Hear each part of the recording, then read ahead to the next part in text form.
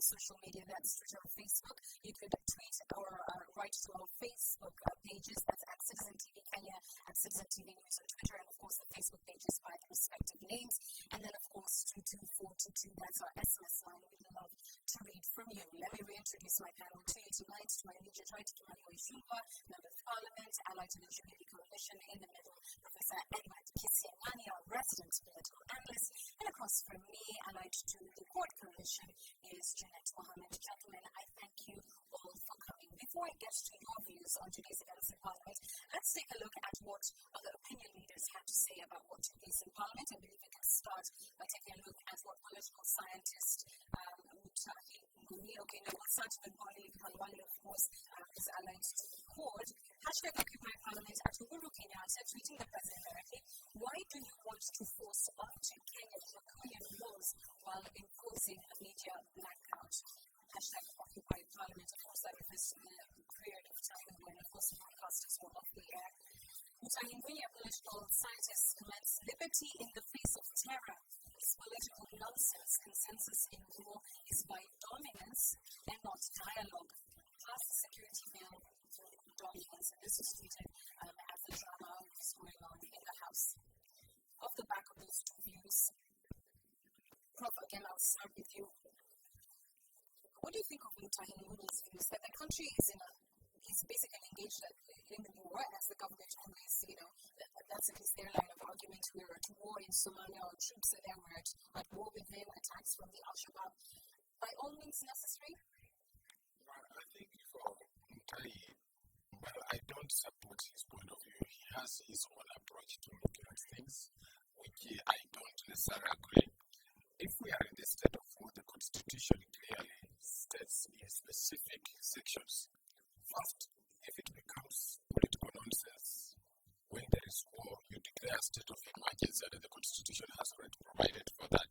So the procedure for reaching the point that Mutahi Nguni is talking about hasn't been reached. We are still operating as if we are not in a state of war. So I don't think he respects the Constitution. And if he does, he has forgotten.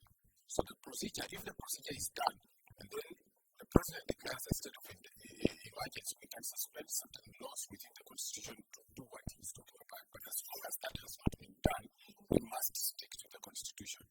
The second thing about the comment which comes from the guy who is saying, why should Uhuru Kenyatta impose these laws? I think it's not right to say that Uhuru Kenyatta is imposing the laws on Kenya, because the thing is being debated in Parliament for. What is killing us is personalizing things that are of national interest, and then you think that it's one person doing it. Uhuru Kenyatta is part of a system, and what they should be asking Uhuru Kenyatta to do is that can he provide leadership in this kind of forum so that he brings the nation together to discuss the laws. That is where the president seems to be failing. But I don't think the president is bringing the laws as Uhuru Kenyatta. He has failed to bring consensus among other groups together. And also, in terms of inclusiveness, a lot of counties in this country have not been involved in discussing these laws. They have been rather hurried. So that's where the president has failed to provide leadership. But to say that he is impossible on Kenyans, I would differ, because it becomes a personal matter. I want to go back to something that you said, Prof, and you've basically said people are making this a personal matter. Do you think at all between Jubilee and Court this has become about egos and not really about them? To what would you ascribe the kind of, I don't even want to call it debate, because it was a debate in Parliament, which was violence and chaos. To what would you owe that? You say the problem is this. If you look at the way Parliament is behaving, my friend Kimani and of course my friend Juliette, they are loyal to their parties, but they have not recovered from the elections. So the people who are supporting this bill from Jubilee think that they are doing it to be seen by the president, to be supporting the president. And you can almost read it through. The people who are also opposing the bill, especially in court, they want to be seen by court leaders, the top leaders, to be supporting their position. So the whole debate has been nationalized around Uhuru Kenyatta. Whether you support them or him or not, around Raila Odinga and his team. So in the end, logic has escaped. What I was expecting to happen is for both sides of the divide to say, this part of the bill is good and we can agree with it. When this part of the bill is bad, we can agree with it. But when people take harsh positions where each one doesn't see anything positive in the other, what they have failed to do, as I pointed out, is that they have forgotten about national values and their responsibility as leaders. Kimani, I'm sure you will argue that it wasn't for want of trying. I know there was, of course, a session that was held by the majority leader late into yesterday evening, trying to find consensus on this.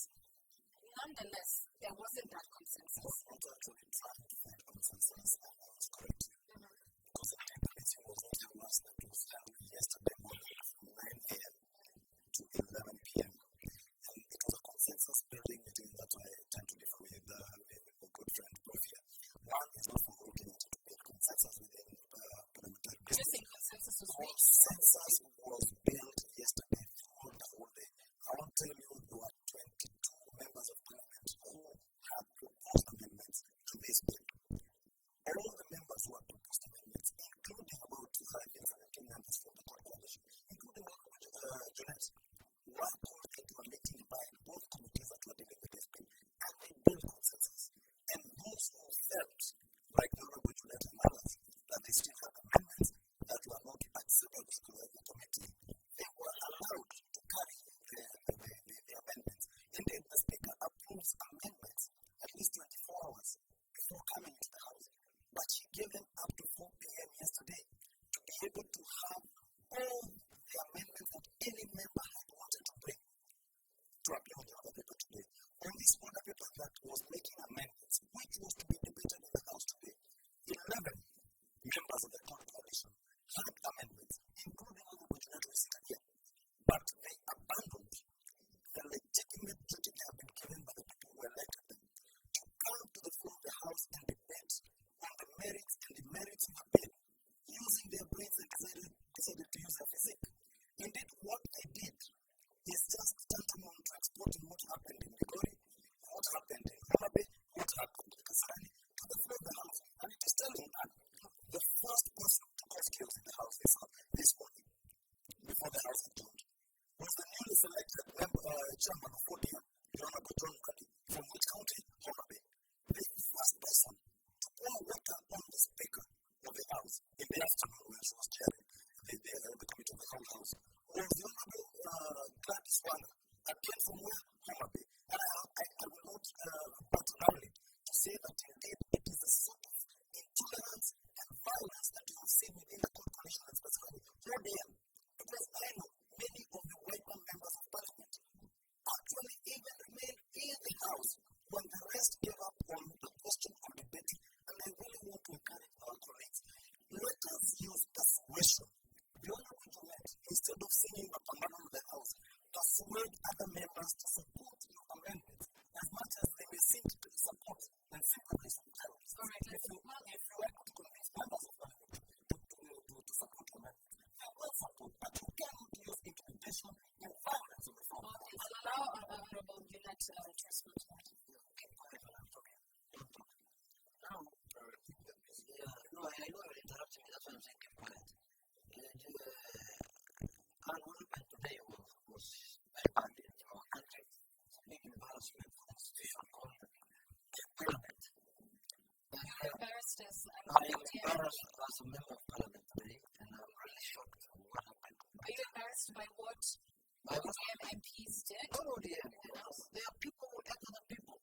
The Jubilee members who ate other people who are in hospital. I know, sir, but I'm very specific. No, it's not about ODM. The people who caused there is not ODM, it's not God. There are people who went to the Speaker's gallery, beat up senators, tore their dress into their shirts into pieces, and ended up eating their fingers. No, we're not discussing it. Number one. Number two, this parliament of ours is under siege from the executive.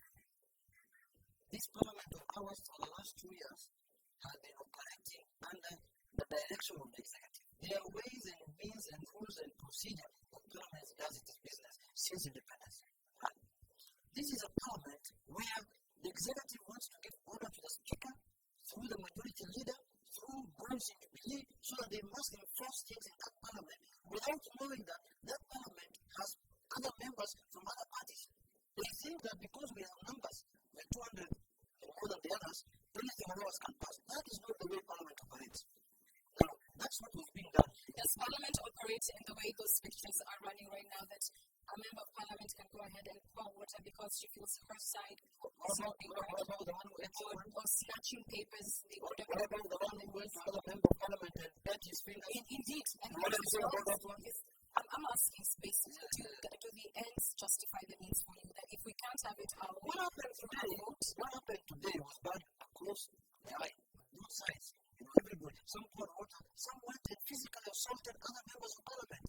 They assaulted senators within the precinct of parliament. It's on record. Now, that is beside you. I'm not interested in that. What I'm interested in, there was a bill that was presented to parliament.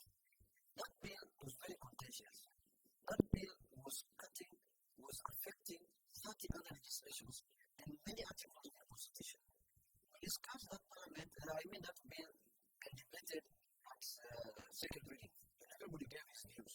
We were to come today, first I raised an objection in the morning that there was no need of a special sitting for this bill because there is no urgency and there is no exception in this bill. It's like any other bill. We've passed almost 100 bills since we came to parliament. So, I told the speaker, please, why don't, and then when I was talking like that, I wanted the speaker to give us more time to build consensus on the contentious issues. He said there was a meeting since yesterday morning. That's true. But how many members of parliament attended that meeting? Not more than 30 members of parliament. Just a minute, my brother, wait. We are 349 members of parliament today in the plenary. We were supposed to come to the plenary of the House. Those members who were meeting yesterday after the wee hours of the night are only 30 to 40 members of parliament. We needed to build more consensus. We needed to tell the other colleagues of ours who are not aware of the amendments that have been registered that these are the amendments we want to move in the House. Fair enough. Hold on, sir, and hold on, Kimani. I want to come to Prof.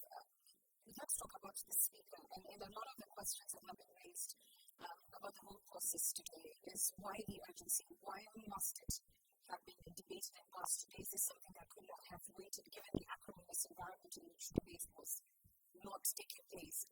Is it something that could not have waited until the House, resumes its sittings next year?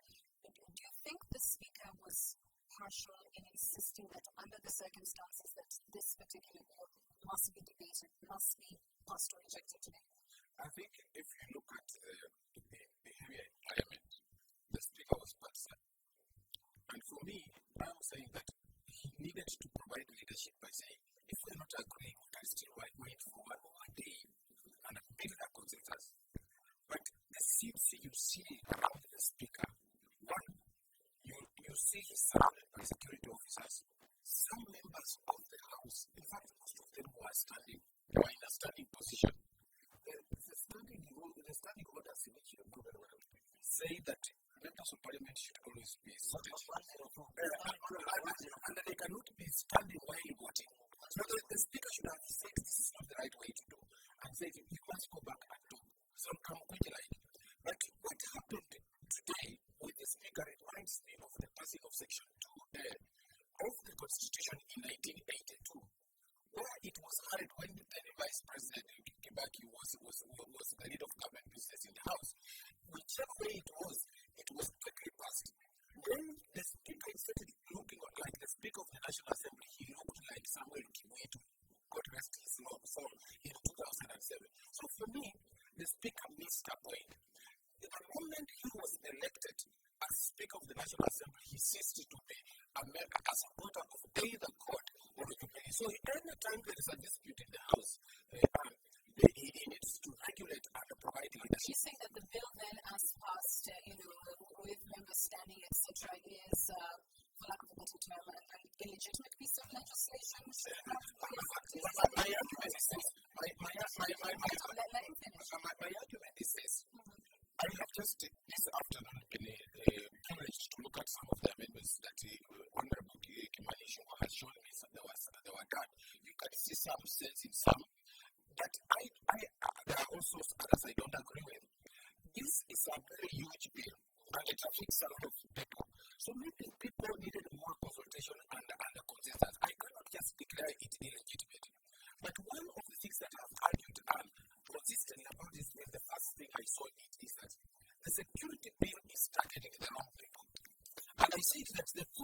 insecurity should be to ask, why do we have insecurity in Kenya?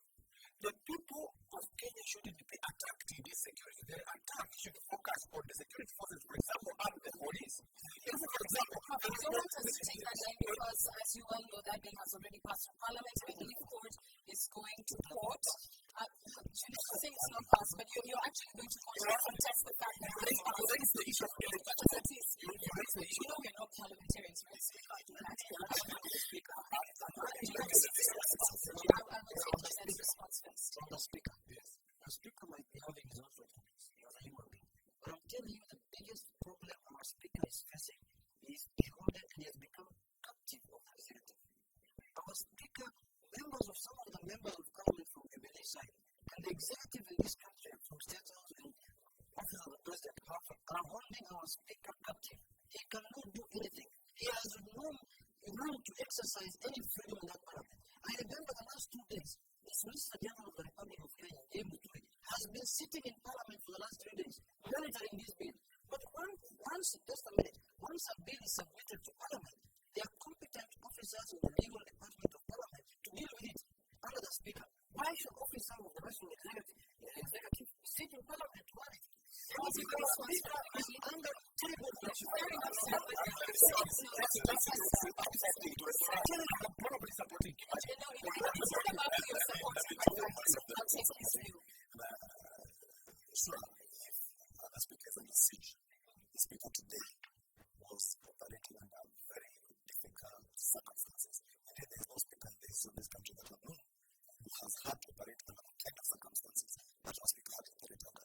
And if he's under siege, it is not from anybody else other than from the hooliganism and thuggery that we have seen from the coalition members of Parliament. And I'm just saying this, the speaker gave every member of Parliament an opportunity. In fact, I would fault the speaker for having given a lot of latitude to the coalition members of Parliament who were only intent on disrupting the business that was transacted for the day. And indeed, and Juliet is here, I know they have got a WhatsApp group, net code members, and messages are being circulated on that app or that WhatsApp group that after this series bill is passed, no other business should be transacted. And these are the difficult circumstances that we had to come out and come. And that is the only reason why eventually members of Parliament had to be upstanding and transact business in an extraordinary circumstances. Because, and I want to tell you the language, violence only begets violence. In the House, we debate, you persuade other people. You're not trying to suggest that because whoever started it was right for you. Indeed, and you can see from all the clips, the people who started the violence, the only thing that members of the Jubilee coalition did was when they started pouring, even attacking the speakers, we came and stood next to the speaker's desk to protect the speaker. On the other side, I want to come to Professor, and Professor, please do stick to answering the question that I'm putting to you. You and I have sat here many nights and discussed, unfortunately, political intolerance, the fact that people just do not seem willing to listen to each other. Whether you agree or disagree, listen to each other. Sakaja Johnson, the chairman of TNA, took to the floor asking the speaker today, give us time, let's retreat, let's try and consult again, let's try and listen to each other. Do you think we are past that point now? Have we reached a place in this parliament where there's no turning back? No. First of all, even whatever happened today, there is totally no justification for the disagreement that we have seen in Parliament. It is condemnable. We are giving bad examples to our children by fighting the way these people, these grown-ups fighting each other, biting each other's fingers. They have become primitive. Actually, the Kenyan Parliament has become primitive. Is there no turning back? There is a turning back. What we need to do, even those who are threatening to go to court, it's not necessary. Let Parliament get back to its senses. Let them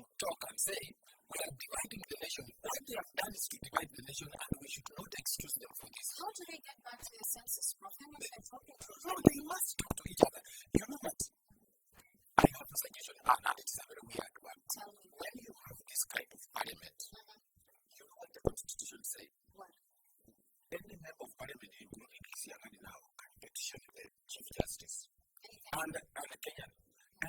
And then we can say parliament has failed to perform its functions and is bringing the country to ridicule.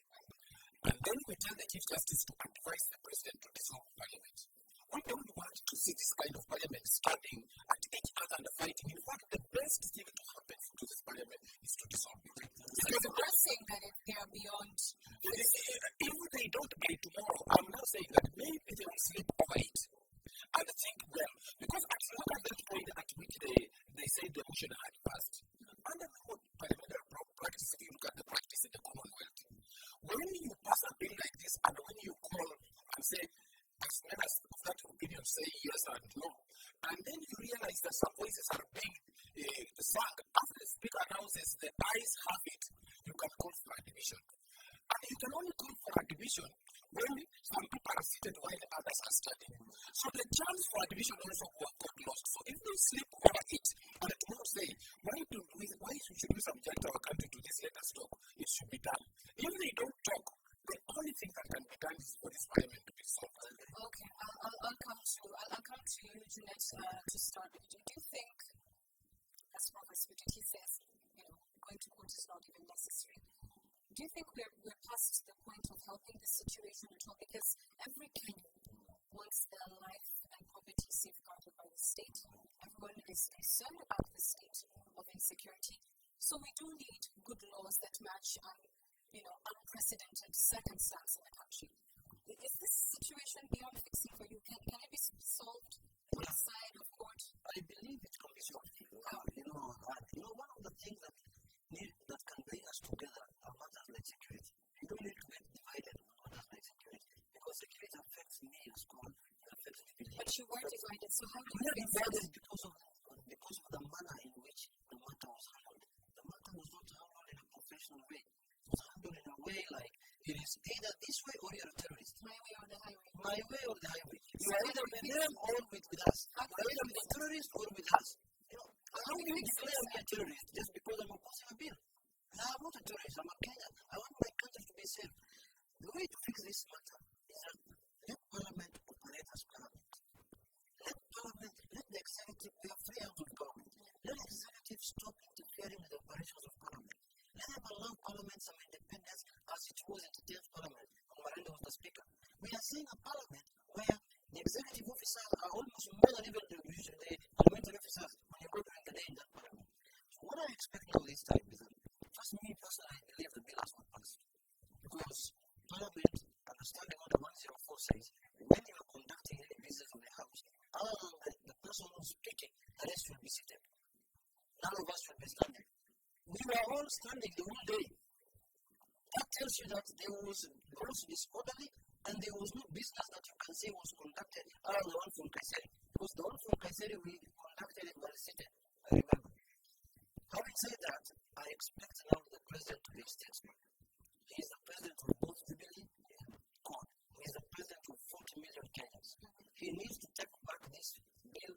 He needs to tell the Speaker and officers of Parliament to go and bring all members together, to bring all parties together, discuss these things, fight over it, not in the House, in a Kamakuji, in an informal meeting, agree on the amendments, do, agree what Jubilee is saying, and take and give and take, that's what I'm looking for, give and take.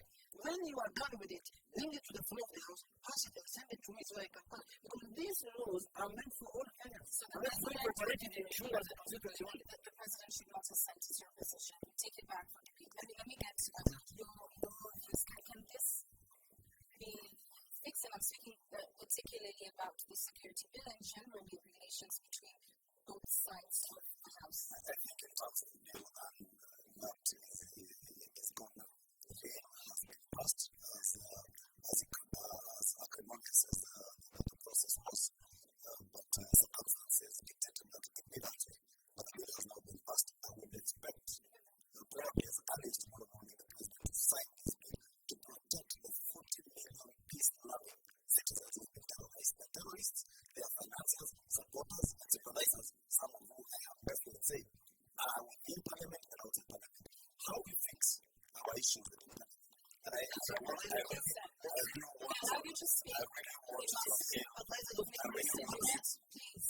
really want to appeal to populated code. It's very easy to fix it. One, I told you there was consensus.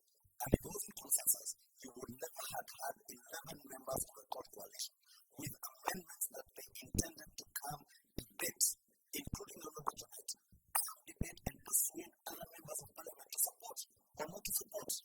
If that was allowed to go, then we would not have gotten there. But what happened is that their principles, what is calling the senators, came to incite people from the speaker's gallery. And it is instructive to say, you only sit in the speaker's gallery.